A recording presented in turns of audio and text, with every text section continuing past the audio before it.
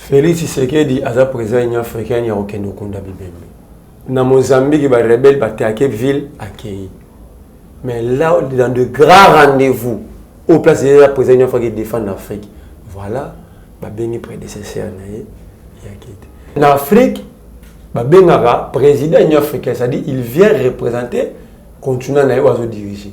Mais voilà soumet babengi na bango Ramaphosa ndenge awa Kabila tchaki est champion na moment mo depuis l'Union africaine bâtie où l'année passée c'était Ramaphosa, cette fois-ci encore c'est Ramaphosa. Conséquence batu ba oganga diplomatie agissante Congo zongi Félix Tshisekedi mwana nzamba donc si Congo et voilà conséquence et ba voyage inutile par amour ya avion. Donc Félix Olomoli avion à vivre les sociétés pays est au risque conflit politique crise à légitimité. On ne sait pas quand est-ce que le Congo est européen. Le moment de Vandia, c'est la communauté internationale. Tu habites sur la tongue, tu 18 heures, et conséquence, ces années, il n'y aura pas des investisseurs. Le premier pays au risque est Yémen. Je vais placer sur deuxième. La République de Moitié. Je n'ai jamais vu un bon moment. Talambon caméra 57 millions, IG façon qui sont. Talambon songolo parazo, IG façon qui sont. Nous le savons tous. IG faza mais en abato ba oliambo. Comme sous mon appel na kangi IG femme. IG va coacher combien dans le trésor public. Dis-moi. Daniel Safou a totalement la raison. Mais malheur à mon Keba Yemeda Kakolo.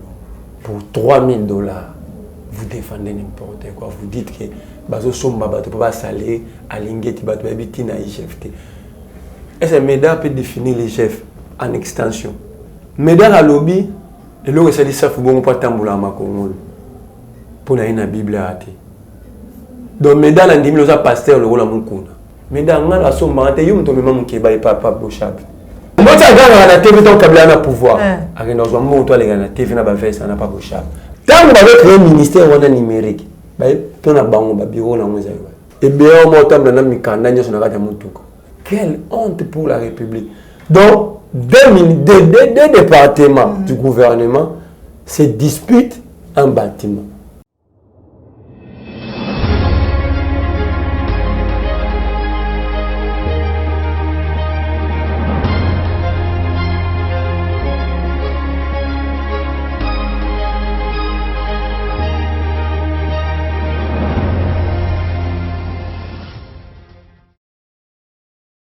Bande Kobalandi à la chaîne de vérité, www.Claire Télévision, Botelabino, vous allez belé ba ebozui libaku ya Kolanda, Maman Joël Kombe na kati à la chaîne de vérité, puis Kolanda émission vérité de tous côtés. Merci la confiance, puis merci na maignon so vous allez ko sala poète musala ou vous allez ko salaga. Tongo midi pour répondre ko informer bino en temps réel, mais surtout ko pesa bino la vraie information et kende bongo libuso mais kasi yambo na banda émission nanga na invité nanga mwana mboka Merlin vous mwana mayele gosepilakana lolenge na ye kopesa makanisi na kopesa matondo mingi na popola yombe uzwamisi ma caméra merci na cordon puis mafuiku pe na Joël Konago wanezali bongo équipe technique ya Claire Télévision oyo ba accompagner ka maman Joël Kombe na musala ya kopesa bino basango ya Maimatali Mboka na kati émission na biso mukolo malelo tokolobela Maimatali sommet ya G7 absence ya Félix Antoine Tshilombo Tshisekedi, mais kasi République démocratique du Congo, ils allaient l'élo placé comme pays à haut risque. Quelles sont les conséquences?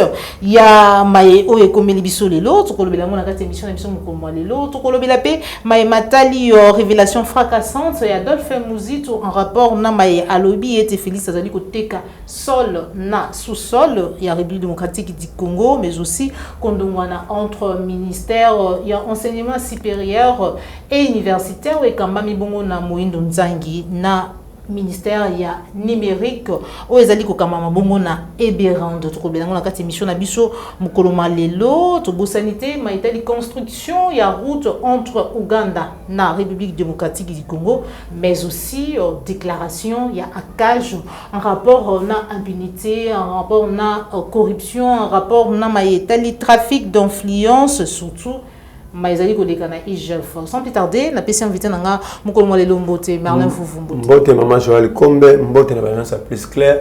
Mbote na papa Jean-Bembe West, na Alphonse Sala, puis na Christian Bopat et les référendums. Merci Merlin vous pour répondre à l'invitation à l'émission Mokolo Lelo. Réaction na yo vite fait Lelo.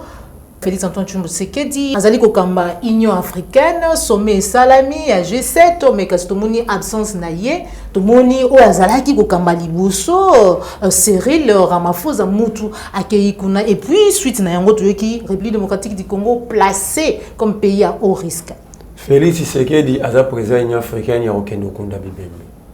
Ah Merlin to bandi boy kitana moki. Yeso babomi son président Kofi akei. Sogi na Mozambique ba rebelle ba attaqué ville accueilli. Mais là dans de grands rendez-vous au place de la présidence qui défend l'Afrique. Voilà, ba béni prédécesseur naé la logique c'est que à chaque année ça a sommet à G7 ba grand décideur ba pays où décideur à la monkili ba pays produit zaka ba pays européen ça bonne tellement na ba 50 milliards. Ba pays avancé vraiment ba pays puissant ba grande puissance ba kutanaka patala comment est-ce que ba pallier na ba difficulté planétaire et en Afrique ba bengara président Union africaine c'est-à-dire il vient représenter continent na yo diriger mais voilà sommet ba bengna bango Ramaphosa Félix Anne na Goma Ramaphosa ke et conséquence batu ba diplomatie agissante Congo zongi Félix Tshisekedi mwana nzamba donc Congo et voilà conséquence ba voyage inutile par amour y avion donc Félix Olongoli avion à vivre les sociétés donc amour avion et l'équipe a voyagé trop inutilement le Congo est placé pays à haut risque. Pour quelle raison? Instabilité économique, le pays ne produit pas et l'insécurité. Oui, moi, je dis que solution est un bâton magique, de chaque fois. Solution est un état de siège. Parce qu'il y a des bosses échoués. Et il y a multiplication de groupes armés. Donc, le pays est au risque. Conflit politique, crise à légitimité. On ne sait pas quand est-ce que le Congo est au pays. Selon la communauté internationale, tu habites sur la tongue, tu 18 heures, tu et conséquence, ces années, il n'y aura pas des investisseurs. Donc, l'Allemagne d'Afrique est au beau ça. Tout ce comme Malais, mais peut mener Yémen. Parce que le premier pays au risque est Yémen, je vais placer sur deuxième. Donc, les gens Congo, Libye, mieux vaut Libye que Congo. Deuxième pays dans le monde à haut risque. La République de Moitié du Congo. Voilà. Merci beaucoup. Donc, investisseur allemand a 50 milliards, on a demandé Inga, Banini. On a bêta pio le match et Sili. A Penganga Koufaki, coach a gagné prison avant match, donc compétition c'est Bébagi Mokolo. Voilà. Merci beaucoup, Merlin vous. Tout le Bélayango, Maïmatalimbo Kanabiso, 3 semaines après éruption volcanique, Félix Antoine Tshisekedi accueilli Bongo na Goma, a sali évaluation quand même, il y a état de siège.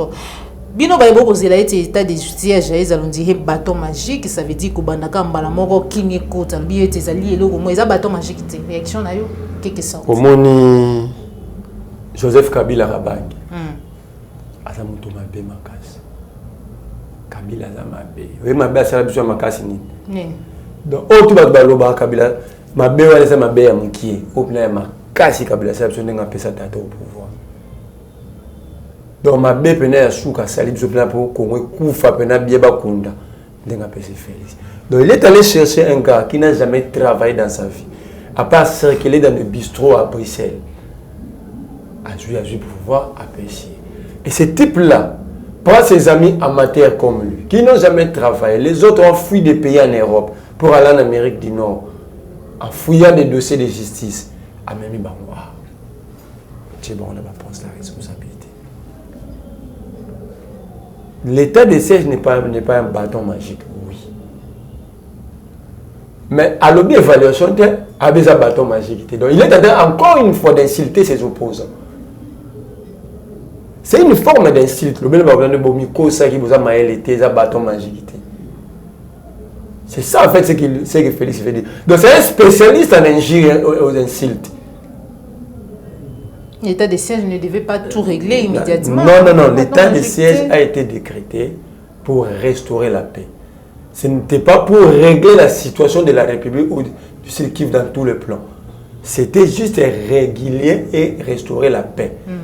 Mettre fin à l'insécurité aux groupes armés. Maintenant, Félix Aoloba, il y a qui peut régler le problème. Il y a un décrété qu'on a un problème. Lui-même, maintenant. Voilà, excès de mensonges. Immédiateté, surtout. On a dit excès de mensonges. Excès de poney, Félix attend un complexe scolaire. La promesse, on a mis une école, on a mis laka. Peut-être attendre à Okuna. Dans le cas, fondateur école, on a tout, on a Félix attend à Okuna. Parce que c'est l'école a mis un complexe scolaire laka. Voilà, excès de promesses à quel on ne gouverne pas sous bâton magique ou pour avoir des bâtons magiques. La gestion est programmée. Vous dites que de telle date à telle date, nous allons faire tel travail. Ça va nous demander autant en termes de ressources humaines, ça va nous demander autant en termes de moyens financiers, ça va nous demander autant. Et il y a un plan B sur le plan aussi, mais nous allons passer à l'autre plan. Donc Félix, sachant que le 30 premiers jours de l'état de siège échoué, il veut maintenant se justifier. Les ONG, la société civile à Nord Kivu, vous avez vu leur déclaration. L'impunité massacre commise plus qu'on les attend. Donc apparemment, cette année, déclaration, il ne fallait même pas décréter l'état de siège. C'est comme si l'état de siège vient maintenant d'ajouter, d'accentuer les problèmes. Et Félix n'a pas de réponse face à ces gens-là. Il dit qu'ils ont un bâton magique. Qui lui avait dit que la gestion est un bâton magique? Qui lui a dit que la gestion égale bâton magique? Voilà l'amateurisme. Il dit, bon, à la calme, nous allons continuer à prolonger l'état de siège jusqu'à ce qu'il y ait solution. Mais c'est Félix Tshisekedi, ce n'est pas toi la loi. Que dit la loi? La loi ne veut pas... Pourquoi va prolonger 30 jours? Tu vas faire les prorogations. Pourquoi va faire 15 jours? Si c'est Félix qui en décide. Comme vous avez Félix, bah, on peut faire 30. Pourquoi tout le monde va faire 15 jours, 2 semaines? Pour dire que la Constitution, malheureusement, je n'entends pas la Constitution. La Constitution veut que l'état de siège, l'état d'urgence, va prolonger une seule fois. Donc c'est renouvelable une seule fois. Ce que c'est invité, vous solution, vous passez dans d'autres, vous utilisez d'autres mécanismes, mais pas l'état de siège. Okay. Donc quand Félix Tshisekedi, il faut une leçon de constitutionnalité, il ne faut pas prendre des tableaux hier, nous expliquer la Constitution. Voici ce que dit la Constitution. Mais quand tu vois la Constitution dit ceci, ça, en explication, ça veut dire ça. C'est ce que Félix Tshisekedi mérite. Malheureusement, il veut apprendre ça en étant au pouvoir. C'est ça l'amateurisme au sommet. Tu vas prolonger autant de fois voulu. Donc c'est comme si, nous avons 100 millions d'individus à Congo, tout ça n'a pas approché. Pour l'état de siège et Simba, nos militaires sont payés combien? Ils sont sous-payés devant nous. Vous avez vu la photo d'un policier sécurisant l'arrivée du président. Au moins, quel président l'a dit? C'est la honte. Donc, Félix Tshisekedi, avant le Bamakam, il fallait tourner, mais non, le président, il ne faut pas dire ça. Donc, ces policiers-là, ils venaient recevoir, accueillir le président, sécuriser le président. Dans quel état? Donc, il y a 6. Tu vas confier dans le Nord qui vaut 10 000 $ OVG. Quand Félix veut évaluer maintenant la situation, construire des maisons pour les sinistrés. 10 000 $, il n'y avait pas 10 000 $. Pour prévenir, parce que gouverner c'est prévenir. 10 000 $ pour prévenir les catastrophes. Exact. Félix Tshisekedi a l'argent maintenant pour construire des maisons. Donc cela veut dire qu'il fallait qu'il y ait une occasion au Yiba.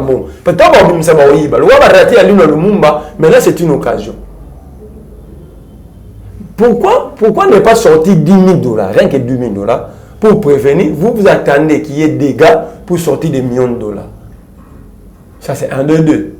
10 000 $ pour prévenir la vie ou le vie des Congolais. Congo, Parce que l'État congolais, donc c'est le Congo qui manquait 10 000 dollars, s'il vous plaît, 10 000 dollars.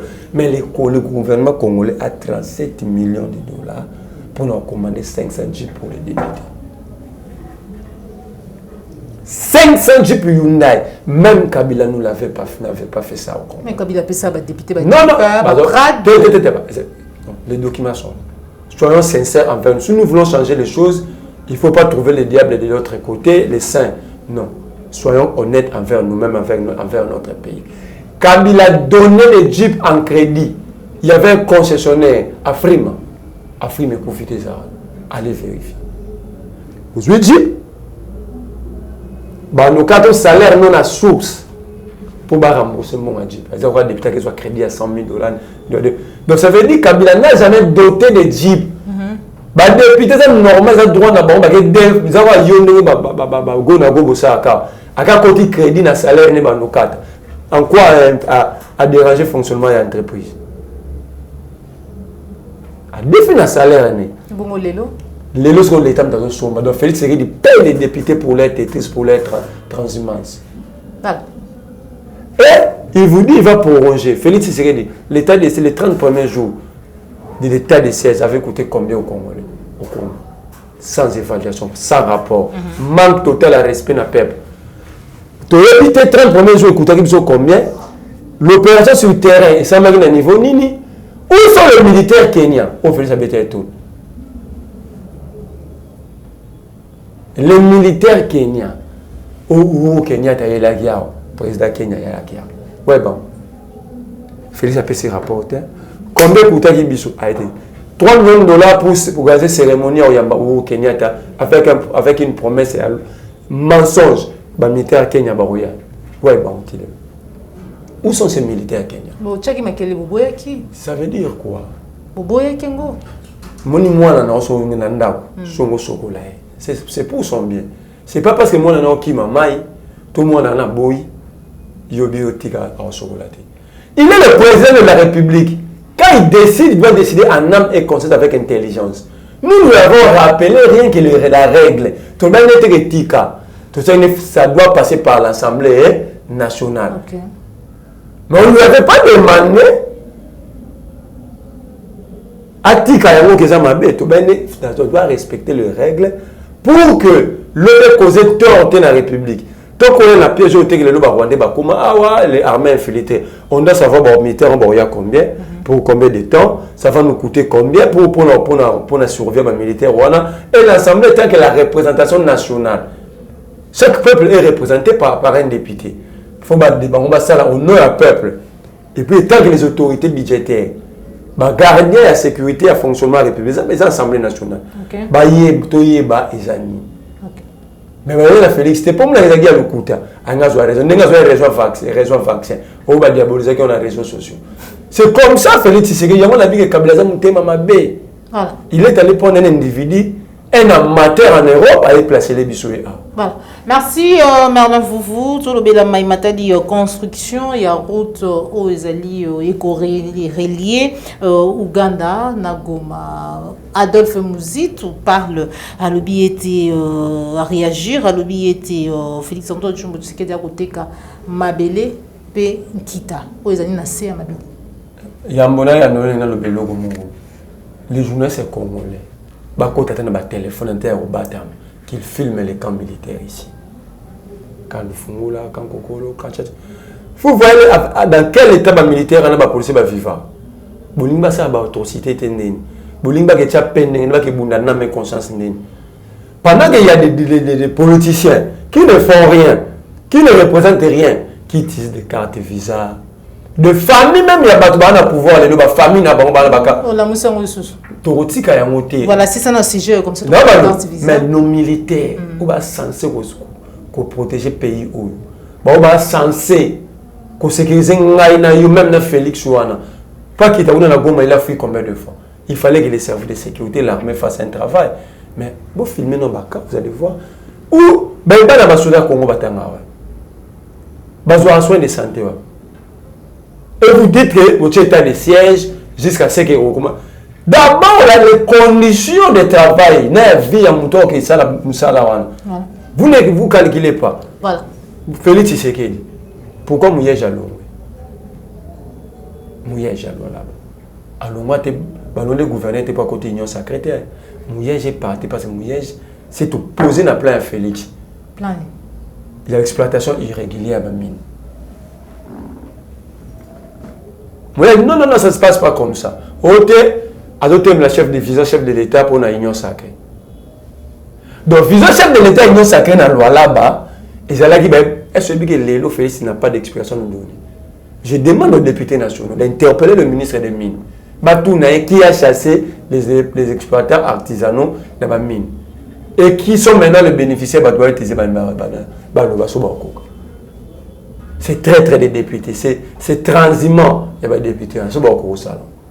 Parce qu'ils savent qu'ils sont responsables. Mais quelle famille, quelle la famille ont bénéficié d'utiliser les députés? Ils sont informés.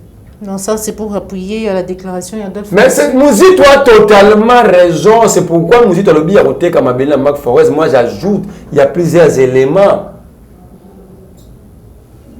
Le mine, quand il avait vendu les carrés miniers, aujourd'hui les carrés miniers ne sont pas vendus, mais sont pris, confisqués par une famille. Et c'est là que, dans la camarade, dans le salon pour nous voir là. Et quelle est la solution? On achète des députés. Les députés sont achetés. Une première histoire à l'humanité. Et voilà, ça fait le bar cérémonie qui est balaka et bango jeep. Ma jeep est genre Hyundai. Où est la justice congolaise? Au Congo, les députés, les élus en public. Quand ça fait le bar mon voiture, mon ami blague, ma mère n'y va pas ça. Le bar Hyundai est 37 millions de dollars, maman Joël. Là où les Congolais ont manqué 10 000 dollars, même pas un mois. 10 000 dollars pour prévenir la vie du Congo. Pourquoi pas défaire? Mais 10 millions, il fallait bima. 10 millions, il fallait bima. Du coup. Et puis Félix Salaire n'est à combien? 670 000 Kabila les mois représentent 30% salaire à Félix. Ceux qui sont forts en calcul fassent les calculs. Mais 10 000 dollars réservés. 10 000 dollars. 10 000 dollars. Mon boîte de nuit mais nous avons perdu nos compatriotes avec des dégâts matériels énormes importants par manque à 10 000 dollars. Bana ya bakonzika bana na bangwa basarana na ba 20 000 dollars. Massaro avait mesuré son enfant avec l'argent des Congolais, mais les Congolais sont morts par manque de 10 000 dollars. Et les gens sont fiers. Félix Tshisekedi Agou. Donc lui, il attendait que les Congolais puissent mourir. Mais il n'avait pas la volonté d'envoyer 10 000 dollars. Ah. Merlin, vous affaire carte visa. Pardon, maman Joël. Donc la justice congolaise, est devant sa responsabilité. Devant ses responsabilités. Il faut enquêter ça. Qui sont ces gens-là au Babengani? Minier wana artisanaux donc Congolais bazana ba entreprise ba timula na maboko et banani bazu ba mini wana. Et je demande à Mouyej, il a le soutien du peuple. Ce n'est pas parce que Mouyej est du FCC que même à l'objet vérité faut tomber après sauver Mokanabiso. Je lui demande de publier les noms de ces gens-là. De dire la vérité aux Congolais. Peut-être vérité na wana ça peut sauver son image dans l'histoire FCC. Merci beaucoup, mon Mboka Marlin Vouvou. Je rappelle que l'autre fois, Bandeko Balandi, maman Joël Kombe, Bomona qui vit dans la Kisagabino, tout mon père spirituel ghanéen, Kolongwa Ghana, Atikipe qui s'est Keti, na Lualaba, Kopambola, province wana Ekalaming était investisseur Bagoya. Voilà, père spirituel. Ndeko Marlin Vouvou va faire carte visa, déclaration, il y a Robin Minakou. On va signer na IGF. On va vraiment publier liste vraiment il y a solo il y a batu oh bazala qui na ba carte wana toto bazana yango kino lelo bien même que note Israël Mutombo en procès na bango. Ngala signer na IGF na signer na Israël. Asa so kaza sincère na mambo alobaki à l'acceptation de la liste tout. Enquête on a enquête ni au sala et pour nika bilonga bato Israël na ba congolais ba croire na combat na yo na musalo salaka mais ko sala ngo sélectif ti pour se sauver l'image de pas congolais. Cette fois-ci c'était Robert Mouna quoi, c'est pas Israël. Non nazo ken malem, c'est Israël qui avait publié ça à la télévision. Comme on a même réaction, il y a l'ingénieur Abili c'est wana yebi yango ti. Je demande maintenant à Israël comment le bagui qui azobanga mututé au régime passé au régime actuel, il parle de son pays à publier la liste na bato alelo. Parce que là il dit avoir amené des enquêtes. Parce que nous avons des éléments. Enquête est à panache à Moutouté. Nous avons des éléments. Mais comme ce n'est pas encore officiel au niveau de l'IGF, de BBC, c'est la BBC qui a nous allons porter plainte, cette fois-ci au niveau international. Oh, bon, pour porter au niveau ni suite exacte. Mon procureur, il va continuer à protéger les détournés. Mon mère, Kalaté, mon mère, procureur, il va répondre. Lui, le procureur, nous allons porter plainte contre la République. La République a pillé son propre peuple. Son procureur a béni si batouanté, nous allons porter plainte contre la République. Dans la vidéo, il y a Daniel Safou, toujours en rapport avec Matali. Bokambi ya IGF, Bokambi Bisso, on se retrouve tout à l'heure. Il y a IGF dans la zone du Maroc. Ceux qui IGF ont contrôlé, d'ici la mois d'année, Saf, dans la banquette, c'est l'IGF. Vous comprenez? Lorsqu'une structure n'est pas contrôlée en tant que telle, ça pose aussi problème. L'IGF n'est pas l'ange, l'IGF n'est pas Dieu. Donc, quelque part, dans la morning qui au IGF a un député national. Je n'ai jamais vu un bon moment. Talambon caméra 57 millions, IGF a zongissian. Talambon songolo parazon, IGF a zongissian. Nous le savons tous, IGF a zamezan à bateau baoliambo.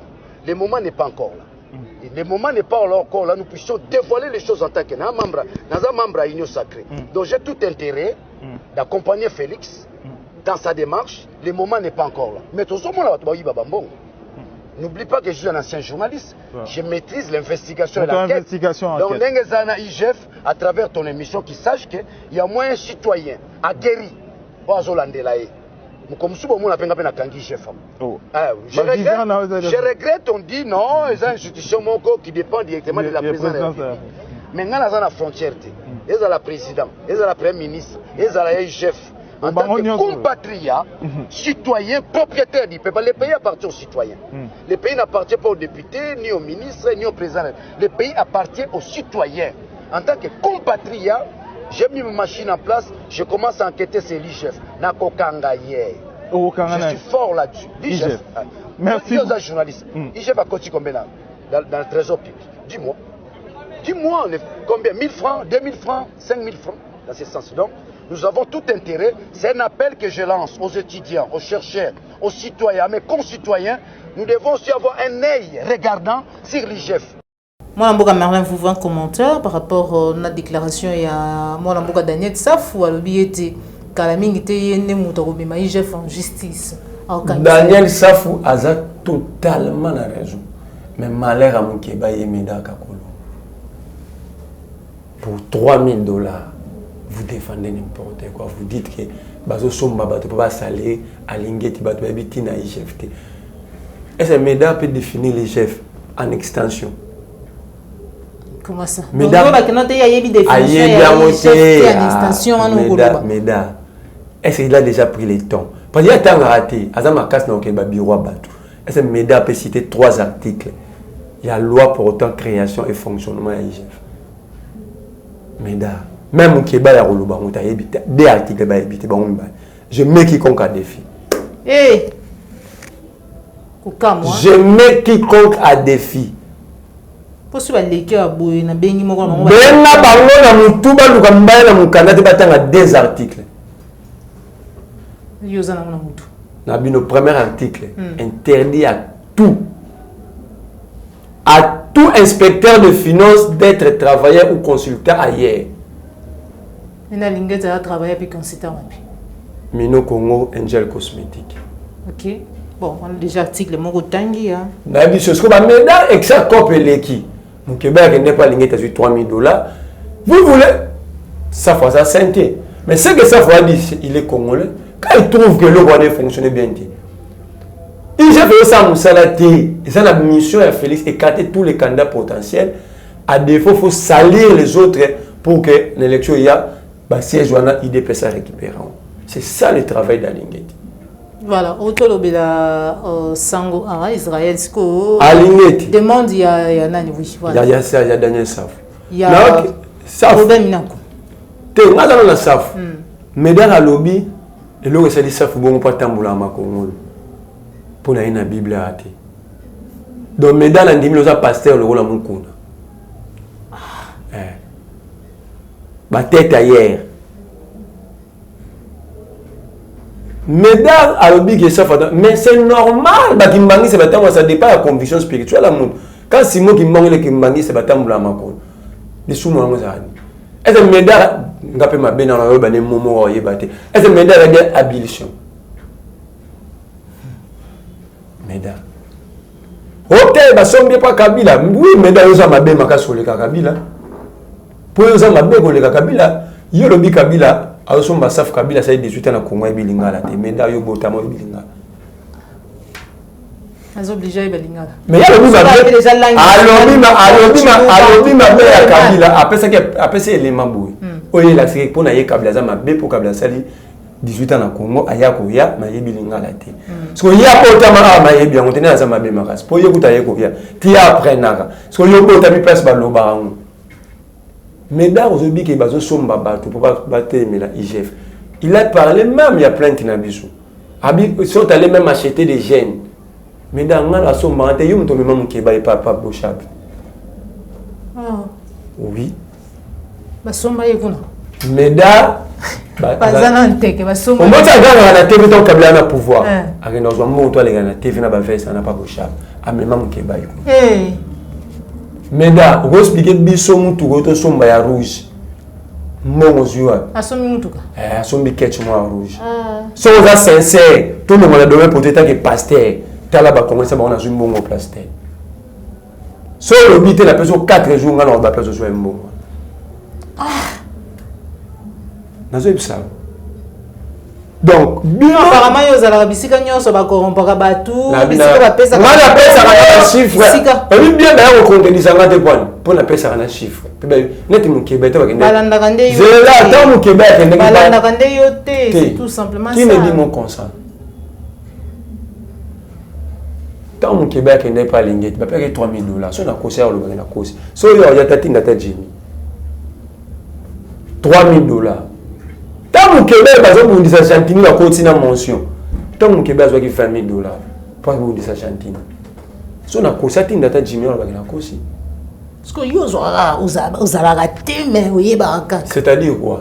Il faut être, quand tu es en politique, tu mènes un combat, tu dois être informé, savoir mener des enquêtes. Voilà. Donc, Obama Minako a raison. Obama Minako a raison. Ok. Il faut qu'il y ait transparence. Dans un état de droit, la seule autorité s'appelle la loi. Ce ne sont pas les individus.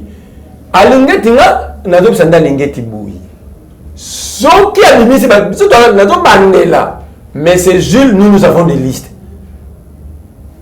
Nous avons famille à bateau, c'est la carte visa, mais on poste à responsabilité dans le Congo. Les députés provinciaux, la ville de Kinshasa. Il y a parti entre guillemets, c'est la carte visa. Maman ya batuna bana na bango c'est la carte visa c'est la carte visa. Donc Alingeti voilà maintenant. Le commissaire de chasse à bateau. Tu travailles pour protéger un camp politique. Cette fois-ci, il en restera quelque chose. D'accord. Safou a totalement la raison. Okay. IGF Alingeti a défaut. Il y a au contenu, il faut la mener en justice. Et puis, je crois de ne pas traduire Alingeti dans justice, pour protéger, il faut la mener à l'extérieur. Voilà. Merci beaucoup, Merlin Vouvou. Pour finir, tout le bénéfice des rapports, il y a cage. Déjà, les lois ici, Congolais étaient 12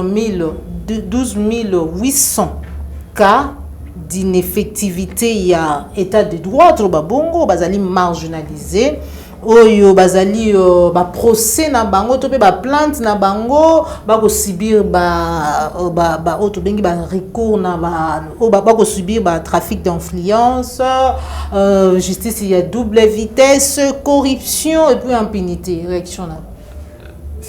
Akaja bim ce rapport très bon mais en retard. Oui pour les rois des Belges a décliné qui ni na roya pour la Covid.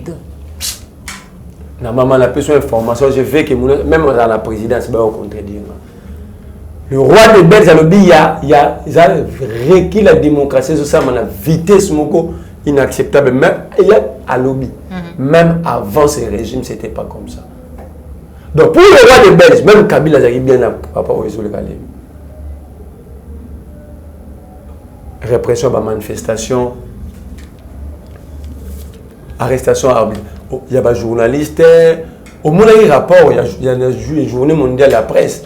Au moins il y a un rapport, il y a ONG, il y a protection des médias, il y a des journalistes. Dans 6 mois, plus de 222 cas. Il y a arrestation arbitraire sur les journalistes.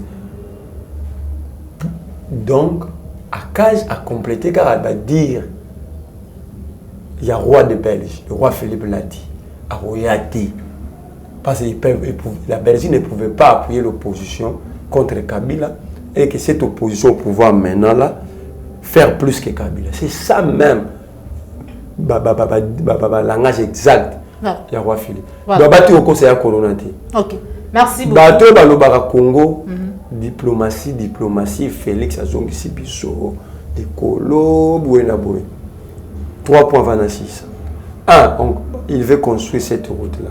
Nous allons donner quoi à l'Afrique? Nous ne produisons rien. Bisomo Atara Moutakoufia photo des femmes. Deux bibembe à officier armé, va morga maman Boubila Dao, 4 semaines en les armées à l'ambon au Kunda. Conseiller ambassadeur de Sokofa na Togo, 2 ans yango. Kunda mbongo izate. Ya rotonga pombo to. Est-ce nzelango écoutez combien na RDC combien na Ouganda. Sommet à G7. Donc pour le monde, jusqu'aujourd'hui, c'est Ramaphosa qui est le président de l'Union africaine. Félix c'était Moutakei, mais Ramaphosa. C'est Ramaphosa qui a présenté l'Union africaine. Et puis sur l'année, on va dire qu'il va présenter bon. Ndenge awa Kabila qui est champion dans le moment où depuis l'Union africaine va chier. Pendant que Baba Soumenio, c'était ça, c'est le président de l'Union africaine qui représente Kagame Kendaki, où l'année passée c'était Ramaphosa, cette fois-ci encore c'est Ramaphosa. Babiote diplomatie, Félix Azongi Congo, là, Conseil des Nations. Rapport, il y a Conseil des Nations, on vient de placer le Congo, un pays à haut risque il y a 2 jours. Diplomatie, on a placé. Diplomatie, on a ça, on a ça, on était dans les métiers. Tout diplomatie a la place de la diplomatie.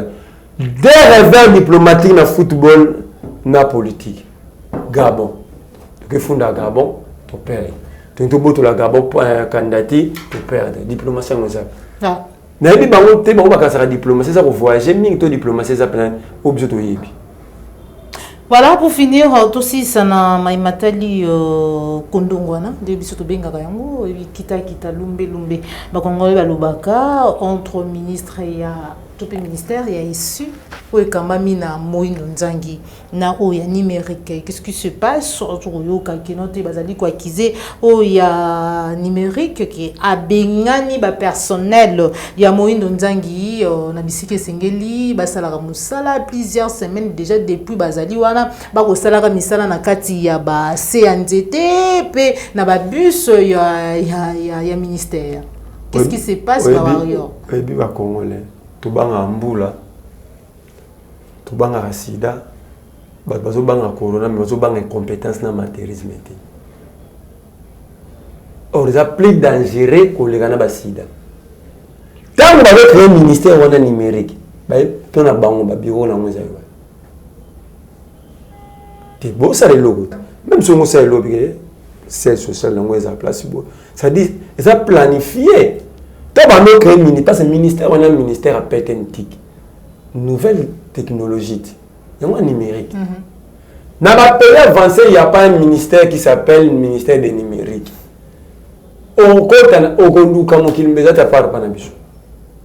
Il y a le ministère des nouvelles technologies. On Kabila, c'est ça qu'on appelle TNT. Dans la France, c'est ça la recherche scientifique. Parce qu'il s'agit de recherches. Bien que le ministère n'a souci qu'il y a au Kabula ba poste. C'est au cabinet dans Mozart.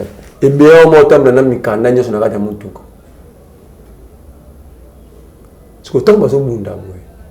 Mais ça qui la suite mais balelo ba o ya muindu nzambe ba ko sala misala na radio Montuko na sianzete. Dernièrement na psaka OK, Félix Tshisekedi abi honte. Na epele la ki ba lettre wana H O N T E yangwana honte. Voilà maintenant ce qui arrive. Quand le monde voit ça, quelle image pour le coup. Vous voulez que vous soyez respecté. Vous voulez faire chaque jour. Quelle honte pour la République. Donc, deux départements du gouvernement se disputent un bâtiment. Même Kabila Tobengaki Zoba. Même Kabila Tobengaki Congolais. Quand même temps, on a créé un ministère de la solidarité, de l'affaires sociales. Au départ, à trouver qu'il y a un bâtiment. À terre, vous foutez la main à trouver. Il y a plusieurs bâtiments ici. Merci beaucoup, Merlin. Nous sommes arrivés à la fin de notre émission. Merci. Papa la yom besoin qui c'est ma caméra, Cordon puis Mafrico, Joël Gonago, chasseur d'images, Jacques Makabou, Christian Boupati. Les référendums, mon Bosanité, mon amboka Okunju Kunjo depuis Orléans. Merci Benayo, mon amboka Jadombala, Tukutani Bongombala Sima, ce que c'est une émission qui est partagée, ce que les animaux Kobo Sanate, ko s'abonner dans la chaîne de vérité, mais que c'est un mouvement tout Kabwana, n'a besoin que ça m'a levé pas, Merlin vous prendre un message. Et là, tout le monde connaît le champion Bimba. Mais batanga et pour n'a pas Roger Lumbala. Ah, message n'a eu à souka pin numéro. Quand message n'a eu à souka, en tout cas parquet anti-terroriste en France et Roger Lumbala tanga la nos complices na il faut boire rejoindre. Boire rejoindre et au pesa biso makasi to pesa rabino misusu pour Félix ato ko kanga bango de bozu la rabiso bango moko. Voilà. Numéro de téléphone plus 243 89 39 31 940. Merci beaucoup Merlin vous pour avoir répondu à l'invitation à Bisso va congolais vous allez que Béli ba besoin qu'il baku ya ko dans maman Joël Kombina kati à la chaîne des vérités beaucoup monde ndenge Bisso na Merlin vous otoki ah split ezate. Donc, soutien à yo congolais nyonso c'est la grande musala maman Joël Kombe na plateau pour de tout boete ko ça vraiment bongo malamu parce que bien que langue koya mais déjà ceux qui ne langa tout cause split c'est ça malamu mais et ça la bien makasi voilà merci chaleur et qui dans marin vous à Tonkinet na ville mais voilà nous sommes arrivés à la fin de notre émission on se retrouve pour un prochain numéro toujours c'est la chaîne de vérité au revoir.